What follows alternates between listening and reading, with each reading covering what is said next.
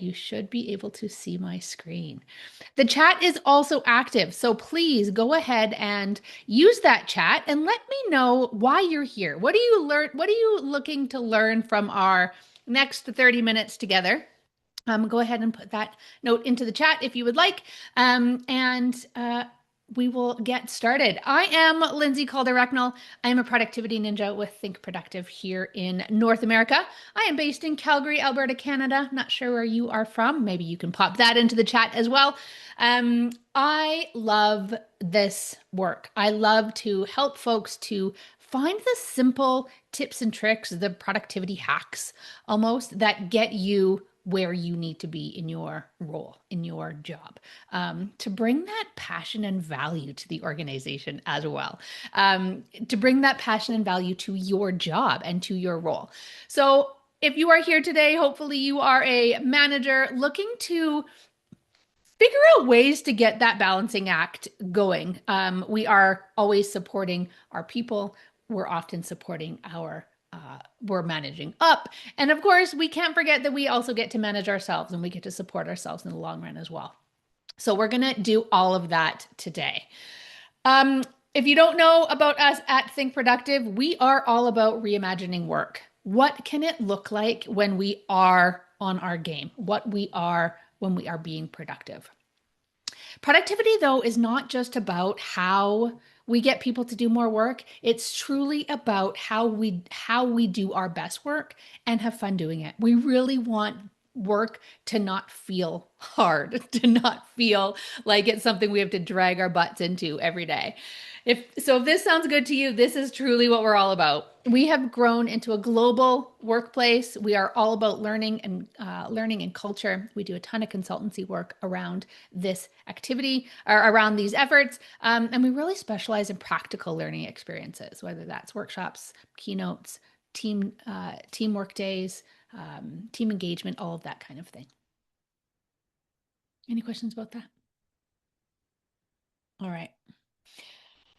We believe at Think Productive that it is psychology before technology, that tools, tips and tricks, they are the thing to enhance our work experience, but they are not the thing that gets us to do our work with the joy and passion that we've been talking about. We are human. We are not superheroes. We are going to get it wrong sometimes. We are going to get it right, hopefully more often than not, but we are going to get it wrong sometimes. And so as we go into this session together, please just keep that in mind that we are learning new things and we are going to put them into practice. And sometimes they're going to work and sometimes they're not. And sometimes we're going to feel our best and we're going to remember to do these things. And sometimes we are just not. So keep in mind that we are human, not superheroes. I'm looking at the chat here. Yes. Somebody here in Saskatoon, admin supporting management. This will be really great for you to manage up, to help your manager to lead differently, perhaps. We've got Andrea, always interested to learn quick tips. That's what we're going to learn today. That is absolutely the rules of this road. Mary in East Bay, Erin talking about balance, knowing what tasks you need to complete versus how to support your team's task. Yeah. And that is truly the balance, right? That is absolutely remembering that there's sort of a trifecta. We'll talk about this model of team, individual, and organization as well. So by the end of today, we are going to learn and define what it looks like and feels like to be a manager. What are those key elements of a manager's role?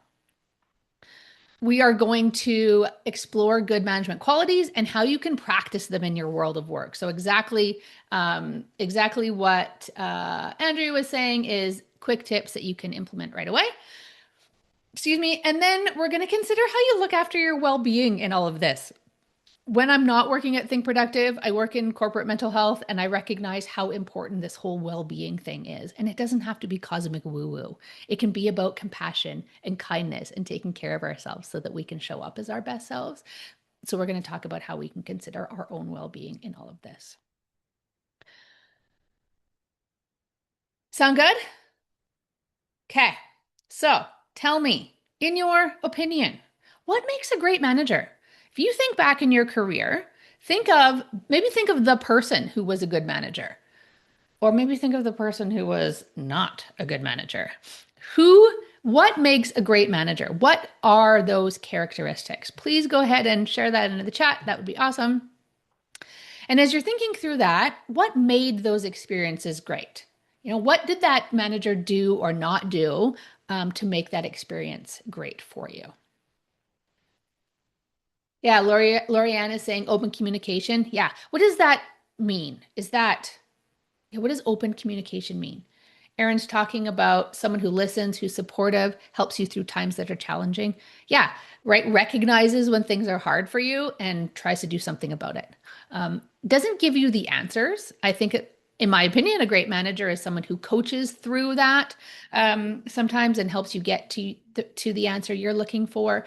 If it's organizationally, they can give you those answers. Doesn't make things worse. Yes, Erin, absolutely. A good manager doesn't make things worse.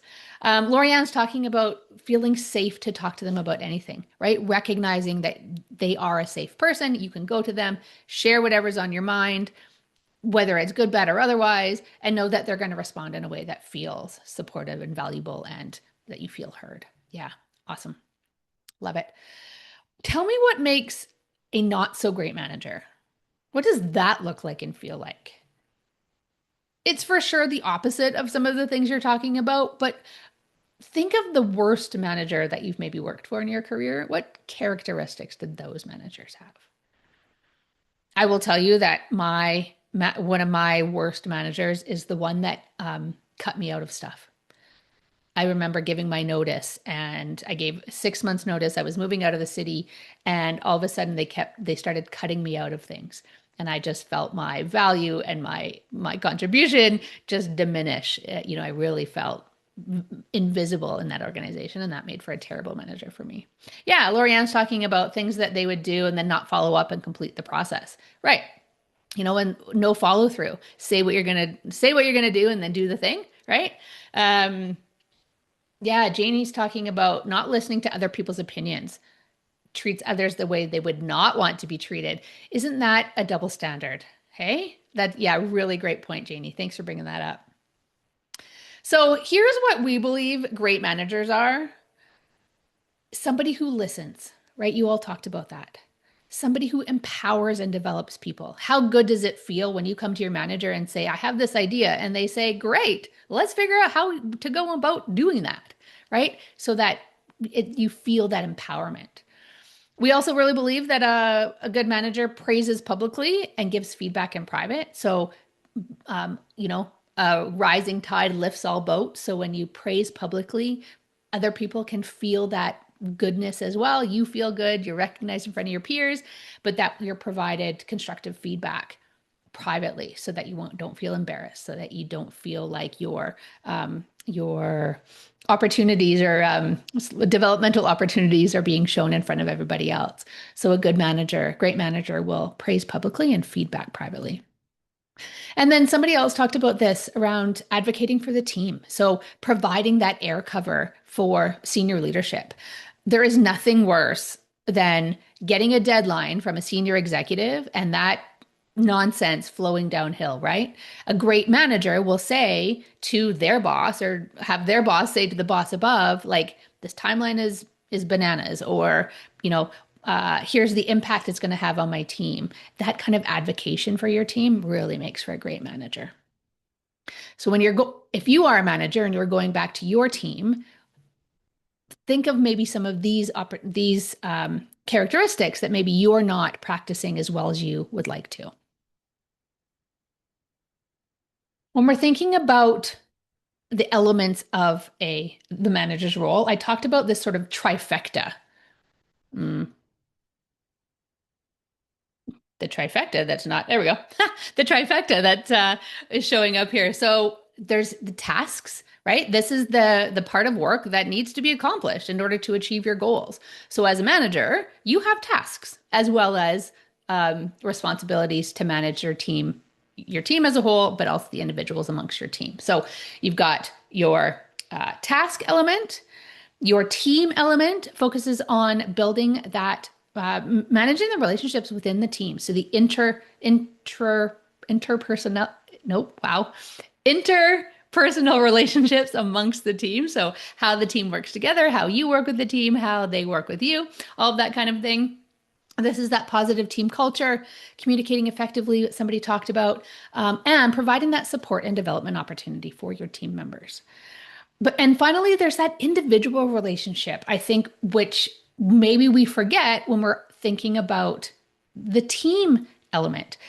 We also have a relationship one-to-one with each of our individual team members, and recognizing the values, the contributions, the uniqueness of each of those individuals, that they have their own goals and their own needs and abilities. And as a manager, it's important to understand that not everybody is the same and that you get to support these individual differences. People will hear you differently. They will need different ways of communication. I think about some people who like, a little bit of stimulation. And so a walking meeting might be really great for one of the individuals on your team. And maybe another individual really needs one-on-one, dedicated, non-distracted time with you to share what's happening with them. Some of these individual nuances within your team and those individuals is really important to think about as well. When you can balance these three different elements, that's when you will be a really effective leader. It's just hard to remember. When I think about the word balance, it doesn't mean that all of these things are going to be weighted equally every single day.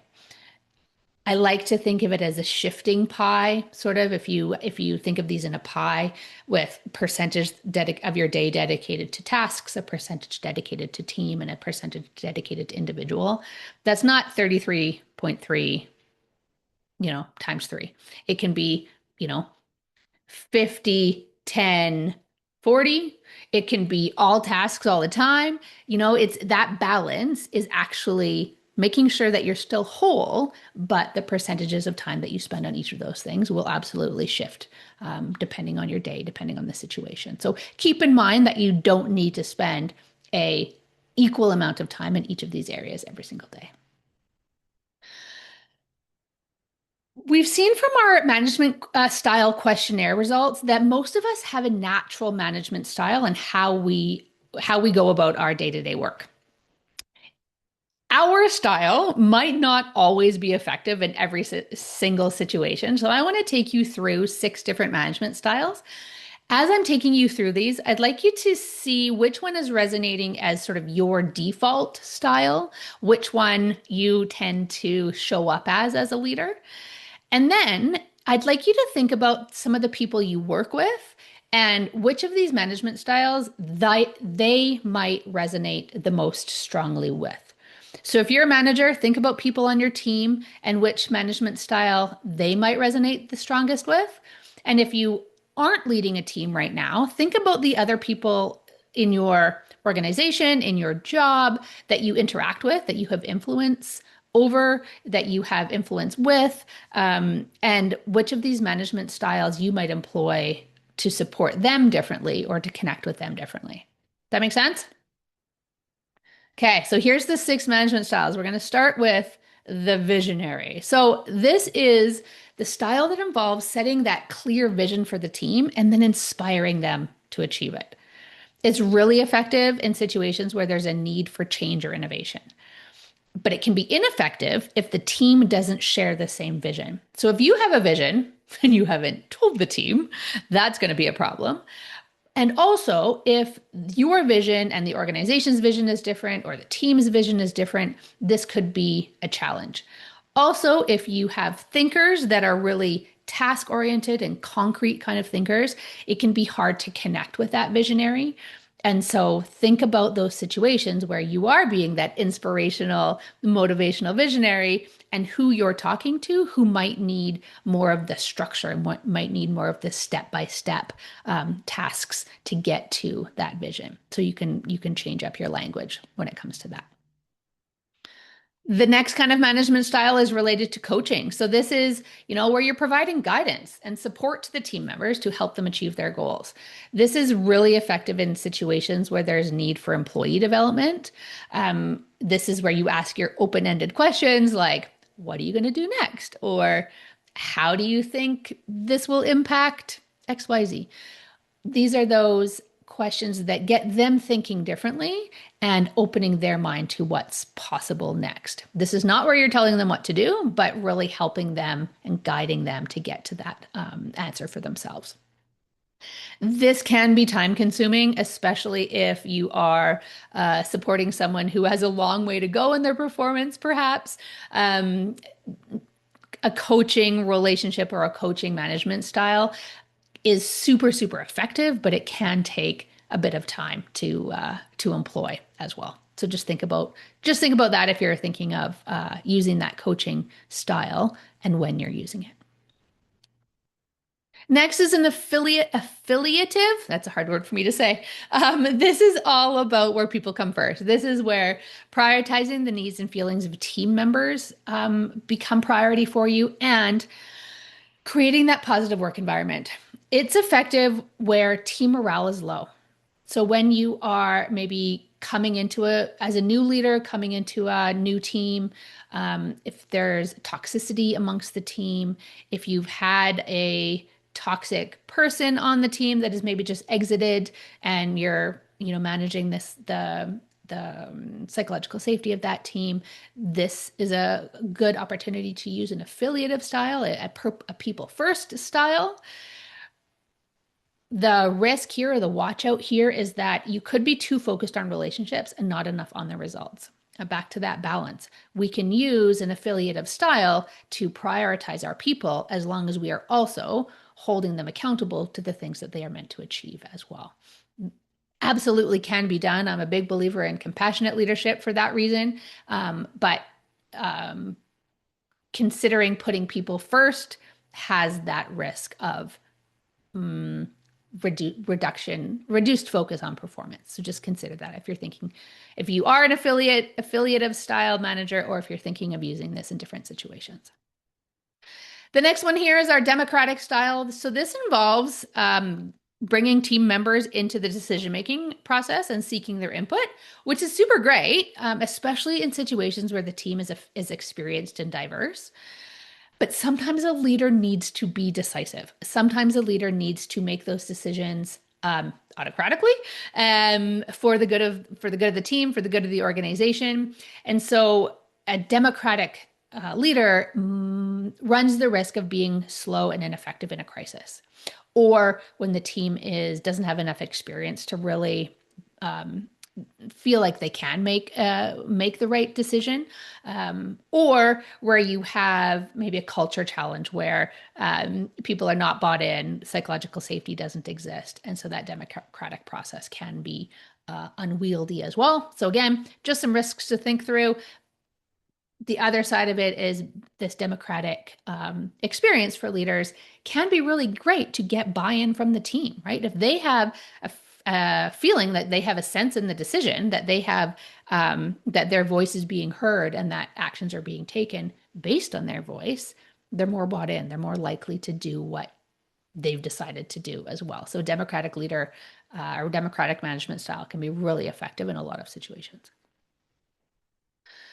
Next one here is around pace setting. So this involves setting high standards for performance and modeling that behavior for the team. It's really effective in situations where the team is highly motivated. So if you have, a high performing sales team, if you're working in a tech startup, those roles, those organizations stereotypically are moving really, really fast. They are fast out of the gate. They are making decisions really fast. They are executing really fast. They are super, super motivated. And as a leader, you can model that behavior out loud. You can demonstrate what it looks like and feels like to achieve those things that you've set out for the team. So that pace setting style can be where you're leading from the front and demonstrating what good behavior looks like. The risk here, for sure, I'm sure you're thinking of it already, is stress and burnout if overused, right? Even our most high performing people cannot execute at those high energy levels all the time.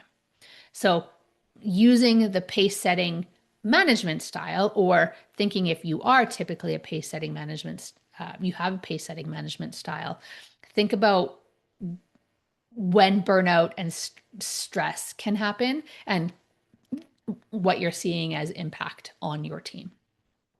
Make sense? And the last one here is directive. So this is giving specific instructions to employees and closely monitoring their work. It's really effective in situations where there's a crisis or when the team is inexperienced, but like we talked about with the democratic method, it can be demotivating if overused. So I would say that directive is the other side of that democratic coin, right? Sometimes people just need to be told what to do, safety reasons, there's a crisis, regulatory reasons, things like that. You just have to do it because it has to be done. And also, when we tell adults what to do without context all the time, they might rebel. Anyone who is a parent of a teenager will probably tell you that that is true. I'm not sure that goes away as we get older. But that directive style, there is risks involved in using that all the time as well. And when you use your directive style all the time, I think you're also taking away that creativity and innovation, right? You've got people on the ground doing good work, and you want them to tell you if there's more effective ways to do it, more productive ways to do it. When you're using that directive style all the time, you take away their ability for critical thinking and their psychological safety, their feeling of psychological safety to come to you to share with you what could be changed or what could be different, that kind of thing. Clearly, we are all managing in different ways, and our default management behaviors are going to show up in different ways. But these are just some options that you can flex depending on the situation, depending on who your team is, depending on the sort of phase of growth that your organization is in. Thinking of these intentionally or putting them, on a sticky note on your computer can be helpful in a situation to intentionally pick the manager you're showing up as, the leader that you want to be with the folks to get the most effective and productive result from them. Which one of these is resonating with you as your default style? Love you to share that in the chat if you are comfortable to do that. Or which one of these is new, something that you're going to intentionally practice moving forward? Yeah, Janie's talking about being a coach. Yeah. All right. Well, while we're sharing that, I want to talk about feedback because feedback can be really challenging and uncomfortable to deliver. Our research has suggested that there are 7 qualities or characteristics of feedback that will help it land well and to feel like you are delivering feedback that's going to be constructive and not uncomfortable for people. So here they are, these 7. We've got some specific feedback. So this is being specific about the behavior and work product you are addressing. Using analogies, hypotheticals, vague statements, they're not helpful, right? They can feel unfair and confusing, especially when you are delivering that feedback. Someone's going to automatically internalize that and think, where did I execute on this behavior? Where did I do this thing that you're talking about? So when you are delivering feedback, be specific, be fair, but be specific on the behavior you saw from this person, specifically that prompted you to deliver that feedback. Feedback doesn't have to be once a week in a one-on-one or once a year in a performance management conversation. Normalize it being frequent. Normalize giving and receiving positive and constructive feedback on the regular. Every opportunity for interaction is truly an opportunity for feedback. You're having feedback conversations all the time, whether you're calling them that or not, right? Coffee station conversations are feedback. It's literally someone delivering a message and someone receiving that message and internalizing it, taking in the next action. That is feedback, truly. And so when you can normalize that feedback is just conversations, that is both positive and can be constructive, it doesn't feel like such a hard, difficult, uncomfortable thing. So let's normalize giving that frequent feedback. Thinking about balance, we've been talking a ton about balance today. Research shows that positive feedback needs to significantly outweigh constructive feedback by like a 5-to-1 ratio.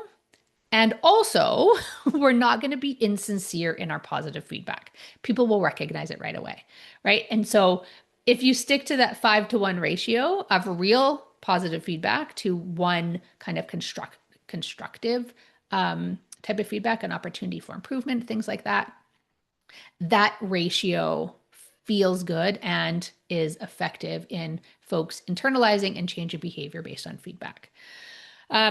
One of the most powerful things you can do with feedback is actually to help someone see their strengths, often something that somebody can't see for themselves. Lots of us are insecure about what we actually bring to the table. There's that imposter syndrome that can show up. So if you recognize that your team member or your colleague or your manager doesn't think that they have something valuable to offer in a particular situation, on a project, whatever, that feedback, this effective balanced feedback can really support their wellness, can really change perception of how they're showing up in the world. We are absolutely not going to do the old feedback sandwich where we're giving positive, constructive, positive. It's not effective, should be totally avoided. That is old school research that we don't want to use anymore. We are, if we are normalizing our feedback, we are giving it frequently. We don't have to be inauthentic and sandwich the good feed or the bad feedback within good feedback. We don't need to soften the blow because it's just how we show up around here. We want the feedback to be actionable. We want to let somebody know what they can continue to do or do differently, right? There's the start, stop, continue. What actions can they take? What behavior are you looking for? If the person you're giving feedback to cannot act on what you're explaining, it's not clear enough. If they don't know what they need to change or what that next best step is, it's not actionable feedback. So let's make sure that it is specific and actionable. Make sure that it's relevant, right? Not all feedback is critical to someone's performance. So choose widely and wisely and don't just nitpick for the sake of nitpicking, right? Constructive feedback about the important things. There's that 80-20 rule. 20% of things make 80% of the impact. If you don't like how someone chews their food, that's probably not worth providing feedback on. If they're interrupting other people with their blasting music at their desk, perhaps that is something that they need that feedback on. But just thinking about the relevance and the impact to their performance when you are giving your feedback. And then the second to last here is it's timely.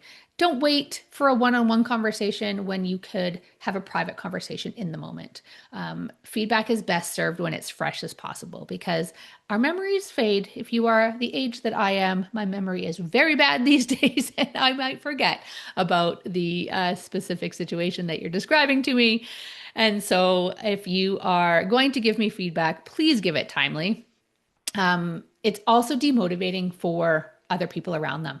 So if somebody is showing behavior that's not acceptable in a meeting and you don't address it right away, and then there's the next team meeting and that behavior is still happening because you haven't had a chance to talk to that person, can be demotivating for the rest of the team, right? They want the standards, the norms, the culture to be upheld. And when you're not having those timely conversations with folks, those feedback conversations, it can actually be demotivating for everyone. And the last but not least is the kindness factor. We want to be honest and transparent. We want to be assertive. We want to be kind. People like to know when they can be better. So when we are delivering feedback from a place of kindness, you know that the person delivering that feedback has your best interest in mind. So be honest, be transparent, and be for the other person, right? Come to the conversation with their best intentions at heart, their best behavior at heart. Does that make sense? Last but not least, let's talk about the values and decisions that can guide your management style, guide your feedback. Psychology before technology. So thinking about the human in front of you as you're leading them, as you are showing up as their manager. How can you support the human and then use technology to support to guide and coach them to be better, to take that feedback and take their next action. Thinking about the human first.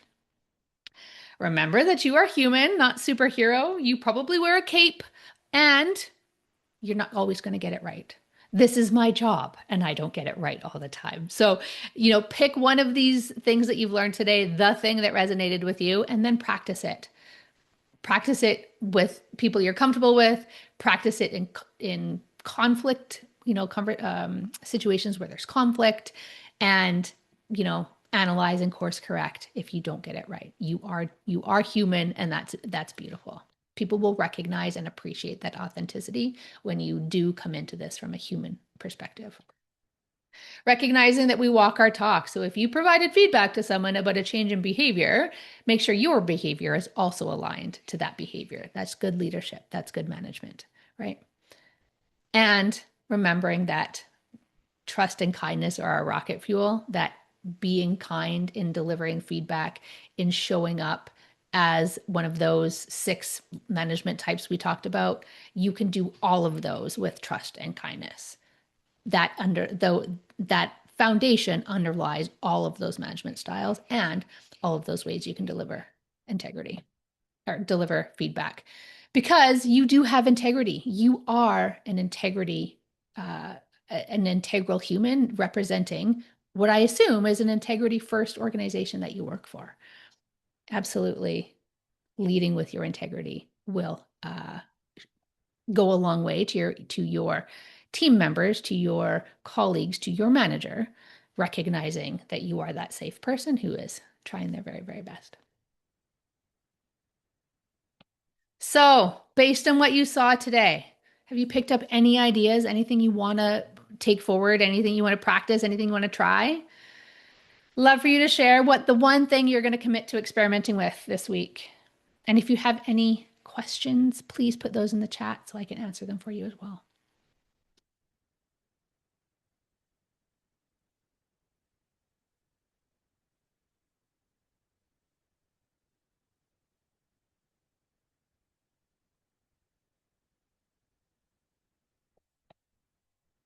We've only just scratched the surface. I've been talking for, I don't know, 35 minutes on two big concepts around management styles and then how managers can provide feedback that is, well accepted and well received. This is just the very surface of the kind of training that we do at Think Productive. So if you want to talk any more into culture building, management skills, leading teams, team communication, email management, meeting management, all of that good stuff, absolutely, please get in touch. We have tons and tons of things that we can share with you. The manager role this is 30 minutes of a greater 3-hour workshop. So if you have managers on your team that you think could benefit from this, absolutely, please be in touch. hello@thinkproductivenorthamerica.com is absolutely the place that you can do that. You will also get an email to access our Skill Booster Hub. So this is the place where you can get more resources. You can learn about upcoming Ninja Booster workshops, anything and everything you could ever imagine from a sort of asynchronous training perspective around any of these skills that we talked about today and a whole lot more. Before I get to our questions, I see some in the chat. Thank you very much. Please give me feedback. Let me know how this session went, if it's hitting the mark for you, if there's anything I can do differently, anything we at Think Productive can do differently. This is also how you get into that hub to get all those resources. So please, please, please give me your feedback. My boss is waiting for it. Speaking of managers. All right, let me run through the chat here. You need to watch your feedback session. Yeah, Erin, that would be good.